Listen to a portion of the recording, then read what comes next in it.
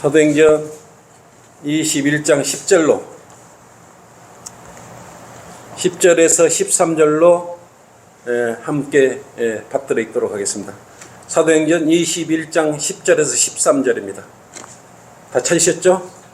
시작. 우리가 그곳에서 여러 날을 체류하고 있을 때 아가보라고 하는 한 예언자가 유대에서 내려왔는데 그가 우리에게 와서 바울의 허리띠를 가지고 자기의 손과 발을 묶어 놓고 말하기를, 성령께서 이렇게 말씀하시기를 예루살렘에 있는 유대인들이 이 띠의 임자를 이같이 결박하여서 그를 이방인들의 손에 넘겨주리라 하시니라고 하시더라. 이 말을 듣고 우리는 그곳에 있는 사람들과 함께 예루살렘에 올라가지 말라고 바울에게 간청하니, 바울이 대답하기를 어찌하여 울면서 내 마음을 약하게 만드네요? 나는 주 예수의 이름을 위하여 예루살렘에서 결박을 당할 뿐만 아니라 죽을 각오까지 되어 있느니라고 하더라. 네, 오늘 말씀의 제목은 울지 말라, 주의 일에 방해가 된다. 울지 말라, 주의 일에 방해가 된다는 제목으로 함께 동행하도록 하겠습니다. 본문의 내용은 아가보자 말했어. 여자 예언자예요. 아가보를 통해 성령께서 하신 말씀을 예언으로 전달하고 있는 그런 상황이에요. 자칫 성령께서 아가보를 통한 말씀에 불순종의 의미로도 받아들일 수 있으나 주의 일을 하기 위해 죽을 각오까지 결심한 바울에게는 하나님의 허락하심이 있는 것입니다. 아가보를 통한 사역은 주님께서는 소아시아 지역에 계속 남아서 복음을 전하기를 원하셨던 것이었어요. 그러나 강력한 바울의 죽을 각오까지 하면서 예루살렘에 가고자 했던 이 마음에 결국은 주님의 마음에 허락하심이 있었던 것입니다. 구원받은 성도들 역시 주님만을 위하여, 주님의 이름을 위하여 앞으로 나아간다면 주님의 사랑이 함께 할 수 있다는 것을 배울 수 있습니다. 여러분은 주 예수님을 위하여 죽을 각오가 되어 있습니까? 비단 교회사뿐만 아니라 여러분의 마음을 다해서 죽을 각오가 되어 있나 이거예요. 본문의 13절에 바울이 죽을 각오까지 되어 있다고 결연한 의지를 보인 것은 10절에 뭐라 그랬습니까? 아가보가 예루살렘에 가면 고난을 당할 것이니 동료들이 가지 말라고 한다. 동료들이 가지 말라고 그랬어요. 바울의 동료들이 가지 말라고 그랬어요. 그러나 이 일에 굴하지 않고 뜻을 행하겠다는 바울의 결연한 의지가 이것을 실행하게 만든 거예요. 예루살렘을 가게 만든 것이에요. 죽음을 무릅쓰고라도 주님의 이름을 위하여 예루살렘에 가겠다는 그 뜻을 굽히지 않았던 것입니다. 이처럼 우리의 믿음의 본보기인 바울도 주님의 일을 할 때 심한 어려움과 고민과 고난이 따랐던 것입니다. 바울은 주님의 이름을 위하여 오히려 고난받는 것에 대하여 귀한 가치를 오히려 두고 있었어요. 그 죽으면 어때? 죽으면 죽으리라는 생각으로 그렇게 행했던 것입니다. 어떤 악의적인 생각이나 자기 유익을 위해서 행하지 않았던 것이에요. 바울이 만약에 예루살렘에 가는 것이 가치가 없는 일이라고 했으면 그 일을 했겠습니까? 여기서도 아가보와 가까운 지인들이 바울이 지금 예루살렘에 가는 것을 만류하고 있어요. 거기 가면 너 결박을 당하고 고난을 당할 거니까 가지 말라, 이렇게 지금 이야기하고 있는 것입니다. 이러한 소리를 들은 바울의 마음이 어떻겠습니까? 그런데도 바울은 오히려 인간적인 생각으로 자신을 생각하는 그들에게 울지 말라, 마음이 약해진다고 결연한 의지로 자신의 마음을, 약해지는 마음을 바로 세우는 것입니다. 주님의 일을 하려면 이처럼 바울처럼 흔들려서는 안 돼요. 금방 이랬다가 금방 저런 생각들로 변동을 시키면 안 되는 것입니다. 그리스도인이 구원받은 후에 마음이 약해져서 마음이 아프고 자신의 믿음을 흔들리게 하는 것은 가까운 가족과 친구와 친척들의 입에서 나오는 말로 인해서 상처를 많이 받습니다. 가장 사랑하는 자녀들 입에서 나오는 말로 상처를 많이 받아요. 한결같이 이단에 빠졌다거나 그 한글 킹제임 성경을 보지 말라고 하거나 그 교회만 가지 말라고 이야기를 합니다. 왜냐하면 그들은 이미 유튜브를 쳐봐서 인터넷으로 이렇게 쳐봐가지고 성경 킴내교회를 쳐보는 것이에요. 실상을 모르고 외향만 보고 그렇게 말을 하는 것입니다. 그리고 제발 인간적인 사랑이 넘치는 교회로 가자고 그렇게 이야기하는 것입니다. 교회가 뭡니까?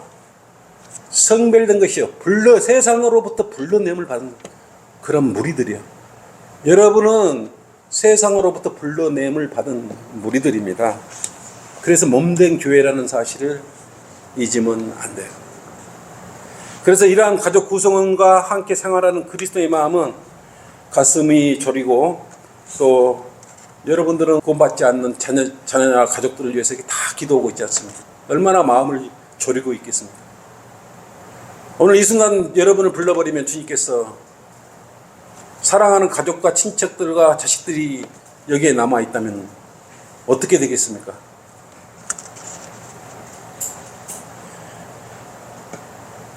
그럴 때 여러분은 많이 아플 거 아니겠습니까? 그때 좀 더 내가 강하게 이야기할 것인데, 강력하게 이야기할 것인데, 이런 이야기를 많이 마음속으로 생각하고 있을 것입니다. 구원받은 후 그리스도인에게 오는 아픔은 언제마냐 주의 이름으로 일을 할 때 아픔이 옵니다.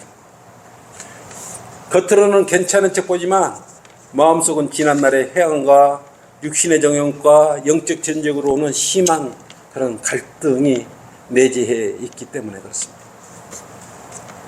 그때 내 자식들이나 부모들에게 좀 더 잘해주었더라면 더 쉽게 주님을 영접하고 지옥에 가지 않도록 할 수 있었는데 참으로 많은 아쉬움이 남을 거예요.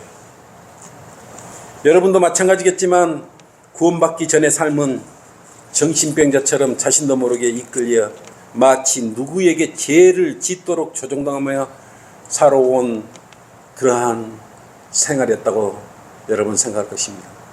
여러분 스스로 봐보세요. 구원받기 전후 변화가 없을 수가 없습니다. 여러분이 몰라도 구원받고 절하고 구원받기 이후는 여러분의 삶은 굉장히 바뀌어져 있는 것이에요. 마귀로부터 육신의 감정에 제명당해서 죄를 지으며 살아왔기에 그 자신을 생각하면 지난 날이 역시 굉장히 부끄럽지 않습니까? 아까 잠시 하자매하고 이야기하다가 지난 날에 대해서 이야기를 난 정말 나쁘고 악한 사람이었다고 했습니다만 아마 고집도 세고 여기 그랬을 것입니다. 다들. 그래 구원받기 전에 우리의 그리스도인 삶은 주님을 통해서 그 어떤 악한 거라도 선하게 오직 주님께서만 그렇게 바꿀 수가 있는 분이세요. 굉장히 부끄럽죠. 지난날을 돌이켜보면 왜 내가 그런 죄를 겁도 없이 죄성도 못 느끼고 저지르고 살았지 이런 생각을 갖지 않습니다. 근데 이렇게 바꿔준 건 주님이세요. 변화가 없을 수가 없어요. 성령님께서 내주해 주면 변화가 없을 수가 없는 것입니다. 왜 부끄러움이 느껴요? 성령님이 들어오면 내주하면 죽었던 영이 살아나고 죽었던 영이 살아나면 여러분 마음에 화인 맞은 양심이 살아나는 것이에요. 그리스도인이라고 하면서 죄를 짓고도 아무렇지 않다면 양심에 화인을 맞은 것입니다. 보통의 그리스도인은 구원받은 이후에 죄와 성별시키려고 노력하는 과정에서 치열한 영적 전쟁에서 오는 마음속에 삼켜진 눈물로 느끼게 돼 있어요. 마음대로 되지 않지 않습니까? 구원받기 전에 그런 성품대로 마음대로 오고 싶은데 그렇게 오면 안 되니까. 이게 얼마나 많은 아픔을 여러분 삼키고 있습니까? 그대로 오면 속이 시원할 건데 그렇게 못 온다는 것이에요. 지옥으로 향하는 부모, 형제, 친척을 보면서 느끼는 연민의 정으로 인하여 마음이 편할 날이 없을 것입니다. 다행히 우리 여기 있는 성도들 몇을 제어고는 부모, 형제들이 다 구원 받았을 줄 믿습니다. 부족하면 계속 우리가 기도해야죠. 마음이 얼마나 아픕니까? 생각하면. 나만이 좋은 데로 가, 이런 생각도 들잖아.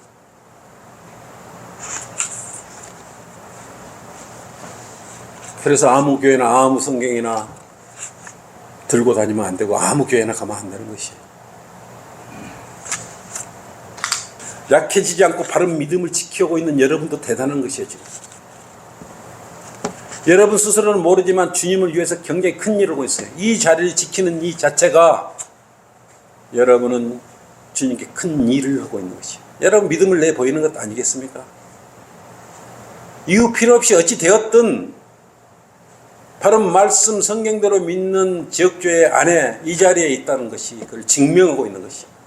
다음엔 어찌 될지는 몰라요. 현재 이 자리에 주님께서 불러주셨을 때 이 자리에 남아버리면, 자기 혼자만 덜커덕 남아버리면 어떻게 되겠어요?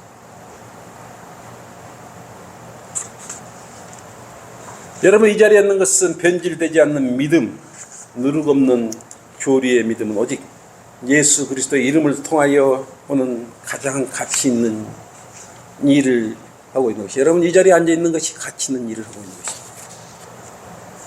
본문의 바울도 선교 여행을 하면서 모든 고난과 고통과 역경을 이겨내며 무엇을 하고 다녔습니까?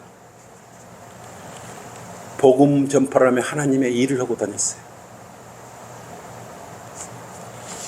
처절하게 자신과의 싸움을 승리로 이끌며 회심 이후 그의 삶은 주님께서 선택하신 그릇답게 주님 주저함 없이 주님의 일을 행했던 것이에요. 바울은 주님께서 선택한 그릇이었어요. 그러나 주께서 그에게 말씀하시기를 내 길을 가라. 이는 그가 이방인들과 왕들과 또 이스라엘 자손들 앞에서 내 이름을, 이건 바울에게 이야기하는 것이에요. 내 이름을 증거하기 위하여 내가 선택한 그릇이다 그랬어요. 바울은 주님께서 선택한 그릇이었어요. 예수 그리스도의 이름을 증거하기 위한 선택된 그릇이었어요. 그러면 여러분은 그릇이 아닙니까? 구원받은 성도들도 주님께서 선택한 그릇이라는 사실을 알아야 돼요. 바울만 그릇이 아니고 여러분도 주님께서 선택한 그릇이에요. 그래서 믿음의 본인 바울의 믿음을 딛다는 것 아니겠습니까? 바울이 행했던 그러한 강력한 흔들림 없는 주님의 일을 해야 합니다. 남녀노소가 필요 없어요. 이 자리에 앉아 있는 우리 성도들은 주님의 그릇으로서 합당하게 어떤 일이든 주어진 맡은 일을 다 해야 합니다. 근데 여러분 왜 고난이나 고통이 옵니까? 주님의 일을 할 때. 이상하게 주님의 일을 하면 마음이 아파와요. 주변 사람이 그때부터 이상하게 여겨요. 일반 교회 간다면 그런 생각 안 하는데.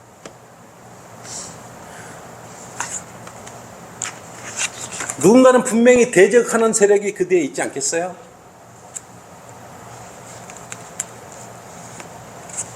주님께서는 자신의 능력을 나타내기 위해서 똑똑하고 잘난 성도보다는 주님의 이름을 위하여 순종하며 따르는 성도들을 주님께서는 더 귀한 그릇으로 사용하십니다. 똑똑한 그릇, 잘난 그릇들은 다 깨져가지고 혼자 돌아다니고 있어요. 담지를 못해요.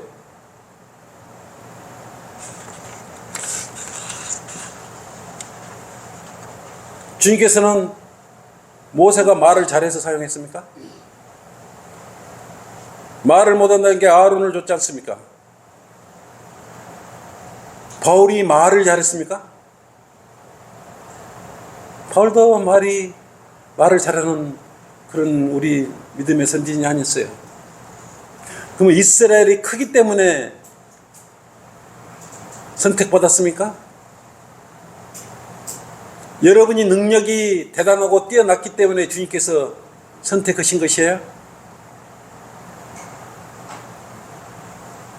주님 앞에서 우리 아까도 말했지만 잘나면 얼마나 잘났고 못나면 얼마나 잘났겠습니까? 좀 알면 조금 더 아는 것이죠. 그냥 아는 것이에요. 주님 보시기에는 좀 더 하나, 하나 덜 하나 똑같은 것이에요. 대신 바른 진리의 길 안에서 있느냐 없느냐 이 차이를 해야 돼요. 그래서 바른 말씀을 따르는 것 아니겠습니까? 그 바른 말씀대로 이 자리에서 이렇게 힘든 자리에 앉아 있는 것도 주님이 선택한 그릇이기 때문에 이 자리에 앉아 있는 것 아니겠습니까?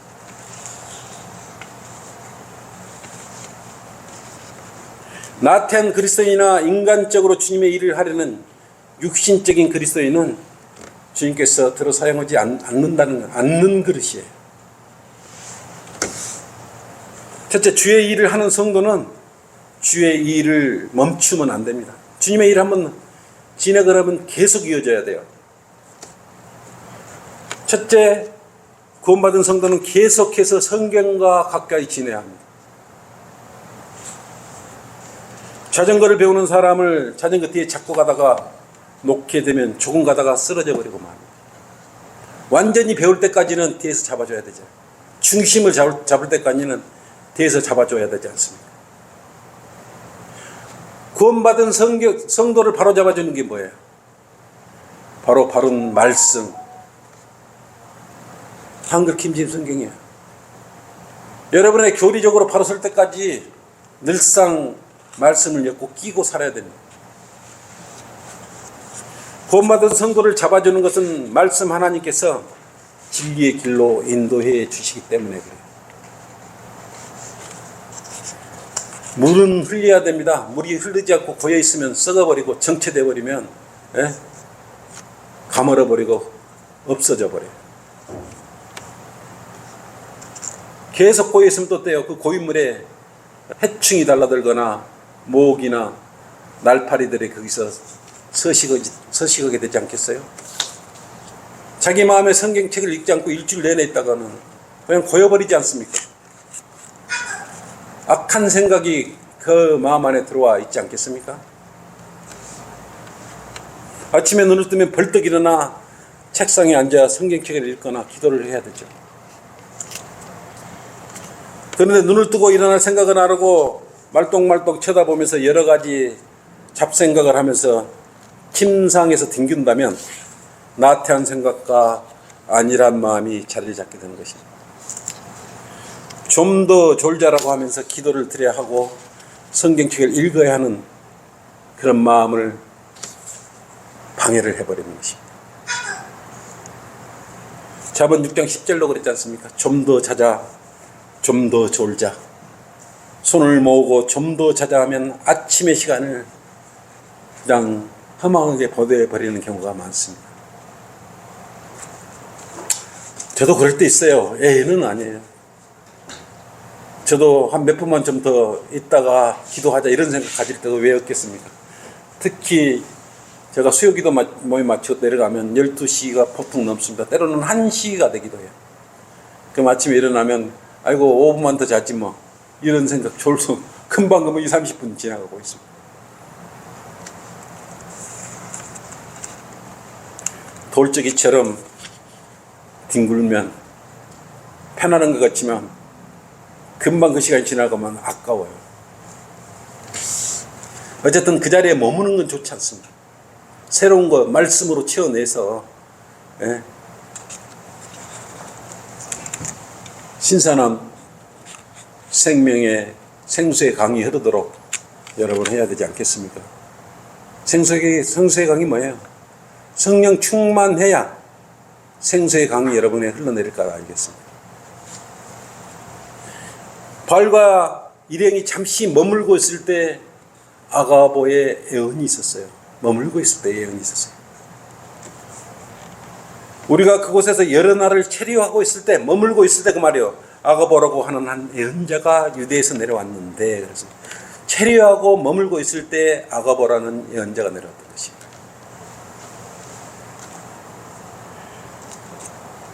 아가보가서 뭐라 그랬습니까? 예루살렘에 가면 너는 고난을 받고 뭡니까? 이 띠 임자가 결박을 당할 것이라고까지 예언을 했지 않습니까?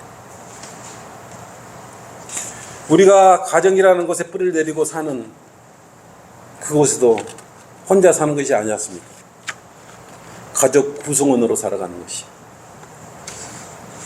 근데 믿음의 뿌리가 각기 다른 구성원으로 되어 있다면 믿음을 바로 시험 당할 것입니다. 일상의 생활 하나하나 의견 충돌로 바람잘 날이 없을 것이요. 평온한 날이 없을 것입니다. 그래서 오후에 우리 오상노 경제님이 어디 우리 하자매님 쪽 함께 내려가죠. 화목한 가정이라면 더욱 가족의 또 남편의 아내의 부탁을 뿌리치기가 얼마나 어렵겠습니까? 한솥밥을 먹는 남편이나 아내의 말을 뿌리치기는 쉬운 문제가 아닙니다.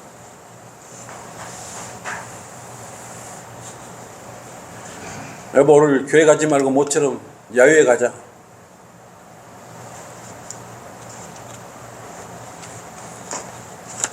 우리 모처럼 삼겹살 먹으면 옛날 생각하면 소주나 한잔 하자고. 비도 내리고 부침개에다가 소주 한잔 먹자고. 그 말에 가서 그 자리에 앉으면 소주까지 한잔 먹었다. 그냥 끝나버리는 것이. 구원받고 나서 여러분이 어떻게 지켜온 믿음인데 그 말 한마디에 깨지면 되겠냐고요. 물론 여러분 깨질 그럴 믿음은 없을 것입니다만 강력한 믿음을 가지고 있는 것을 저는 알고 있습니다. 어떤 경우라도 그러한 달콤한 미혹에 걸려들지 마십시오. 한 번만 담배 한 모금만 이번만 담배 끊는 사람 봤잖아요. 이번만 10년 20년 이번만 피고 분질러가 버려버리고 이번만 피고 말 거야. 또 분질러 버리고 이번만이 10년 20년.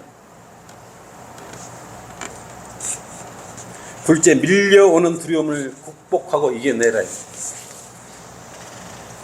11절로 그가 우리에게 와서 바울의 허리띠를 가지고 자기의 손과 발을 묶어놓고 말하기를 성령께서 이렇게 말씀하시기를 예루살렘에 있는 유대인들이 이 띠의 임자를 이같이 결박하여서 그를 이방인들의 손에 넘겨주리라 하시니라. 이렇게 말씀했어요.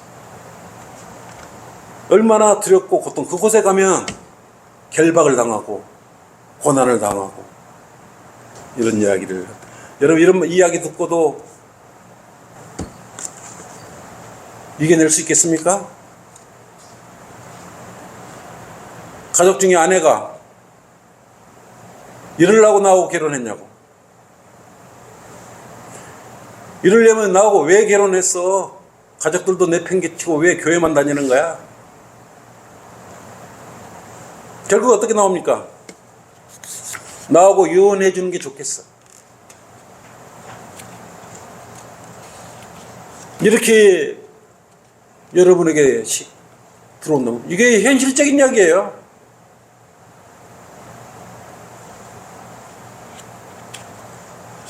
여러분이 시련이 온다면 어떻게 극복을 합니까?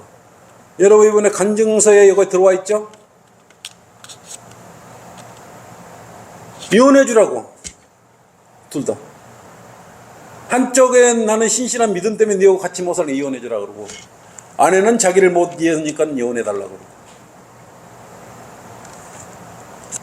당신 오늘 그 교회 가면 나하고 이혼이야. 이제 알아서 해. 나를 선택하든지 성경대로 믿는 교회를 선택하든지 둘 중에 하나 선택이. 나 지쳤고 피곤해. 그러려면 나하고 결혼하지 말고 하나님과 결혼하지 왜 나하고 결혼했어?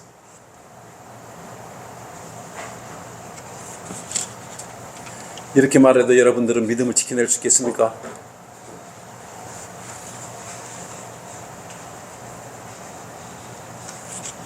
그래서 가족은 속히 구령을 하라는 것이 한 믿음을 가져야 돼요.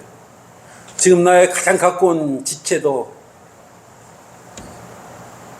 형제는 성경대로 믿는 교회 다니고 자매는 일반 제도권 교회 다니고 마음이 편할 날이 없어요.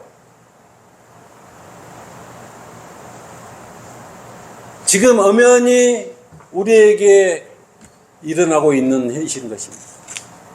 얼마나 두렵겠습니까?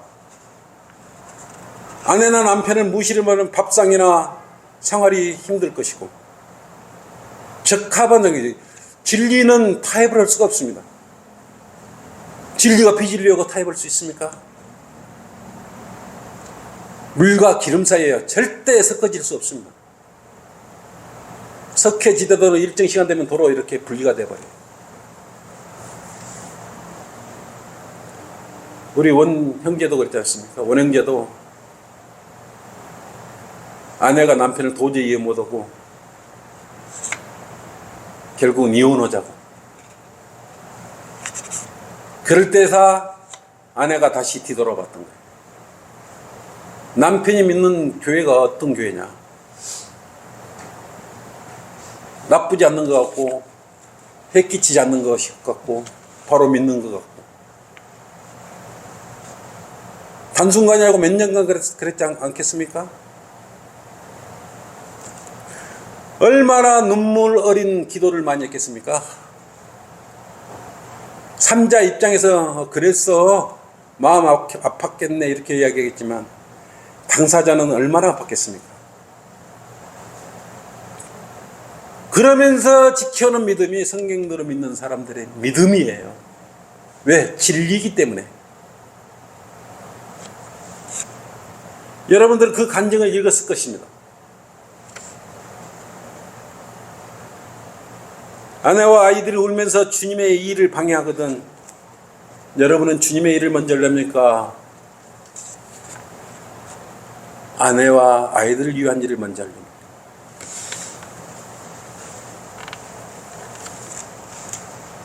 그것은 여러분이 선택하는 것이에요. 모든 것은 하나님께서 결정은 내가 인간인 내가 어떻게 여러분을 판단합니까? 나는 성경에 나온 대로 말씀드려서 성경은 이렇게 말씀하고 있고 여러 길을 원하고 있는데 이렇게 가면 아픔이 오고 고난이 오더라. 이렇게 가는 게 좋겠다. 라고 설교를 통해서 우회적으로 이야기해 줄 뿐이에요. 대신 말씀을 전달해 줄 뿐이에요.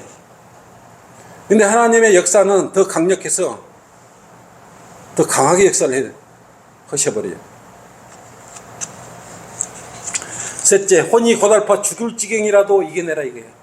내 혼이 죽을 지경이라도 이겨내라. 12절 이 말을 듣고 우리는 그곳에 있는 사람들과 함께 예루살렘에 올라가지 말라고 바울에게 간절히 청해서 제발 좀 가지. 간청이 뭐예요? 제발 좀 예루살렘에 가지 마라. 제발 좀.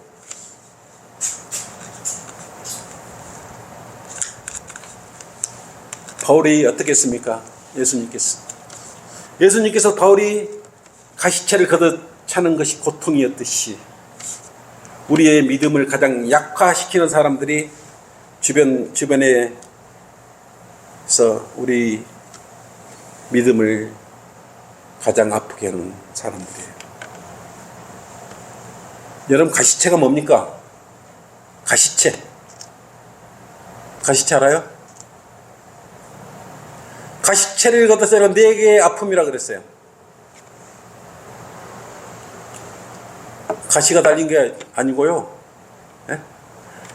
옛날에 말이나 소가 이렇게 앞으로 가야 되는데 뒤에서 말을 몰고 가면은 말이 뒷발질을 해요.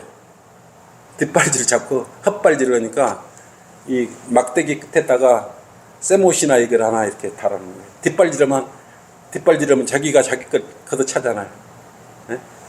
이게 한 두서너 번 자기가 걷어차다 보면 찔리게 되면은 아이고 내가 걷어차면 내가 아프네 그러고 걷어차지 않는 것이에요.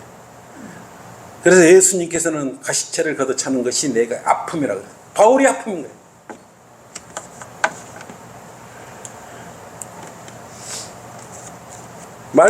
말들이나 소들이 뒷발질 잘하지 않습니까? 뒷발질하지 말고 가시채를 걷어놓는 것이. 여러분은 가족이 오늘만 우리 놀러 가요. 오늘만 우리 영화 보러 가요. 좋은 영화 나왔어요. 특별히 그리스도인의 영화가 나와서 예수님 영화가 나왔는데 그거 보러 가요. 예수님의 영화 나왔다고 함부로 보러 가면 큰일 납니다.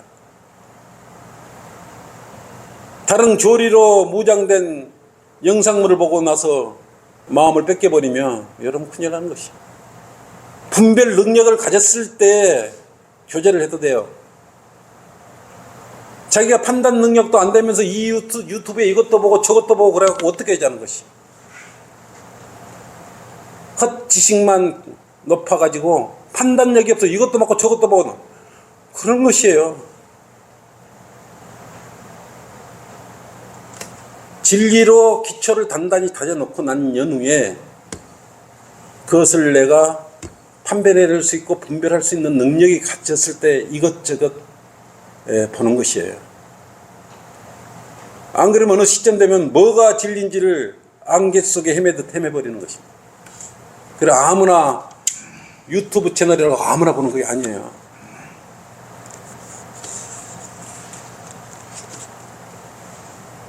삼손도 사랑하는 데릴라가 끈질기게 귀찮게 하니까 결국 자신의 힘이 나오는 원천을 말하고 말했어요. 그 비밀을 말하면 되겠어요? 데릴라가 사랑하는 애인 데릴라가 매일 귀찮게 한 거예요. 매일 귀찮게.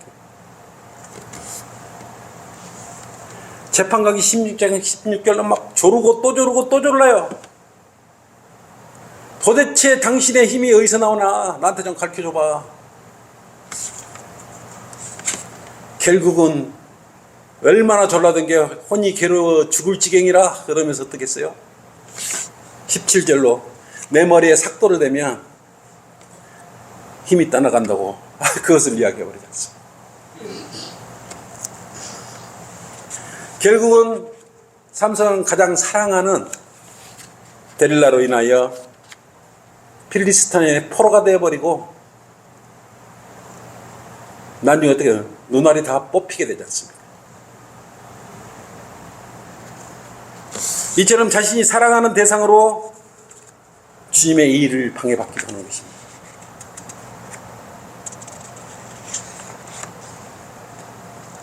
그 일, 주님의 일을 다음에 하려고 조르고 또 졸라도 여러분 그게 넘어가면 안 돼요. 그거 아니면 뭐 난리가 날 것 같지만 막상 주님의 일을 하고 나온 이후에는 어떻게 해요? 오히려 평온이 찾아옵니다.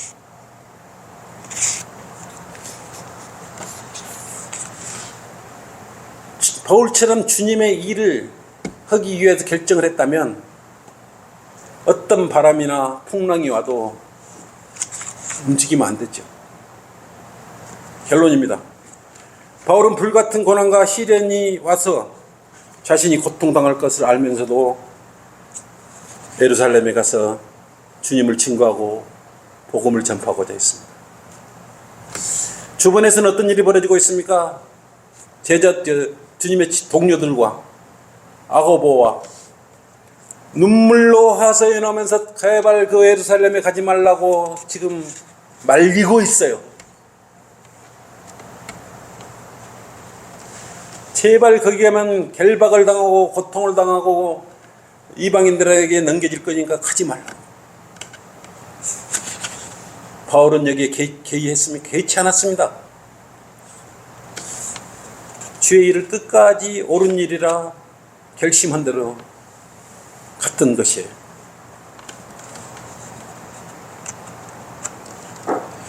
바울의 그런 지옥을 향하는 혼들을 불쌍히 여겼듯 여러분도 구령의 현장에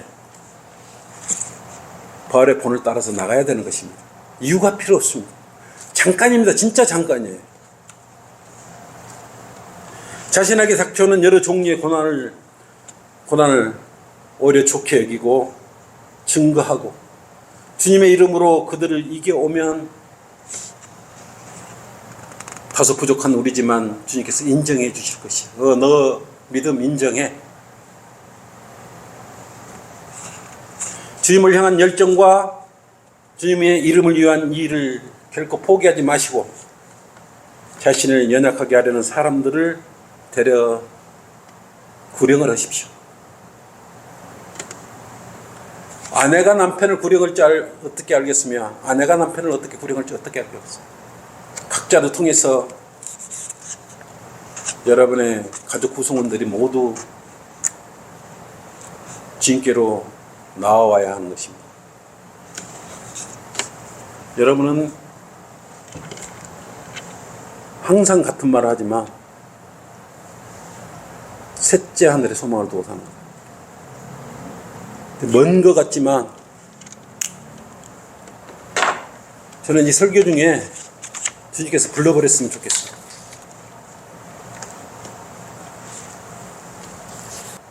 주님께서 여러분을 인정받는 그리스도인으로 휴거될 때 모두 발견되기를 바라는 것입니다. 부끄럽지 않은 고백을 하면서 함께 휴거되기를 바라는 것이 이것으로 설교를 마치겠습니다. 수고했습니다.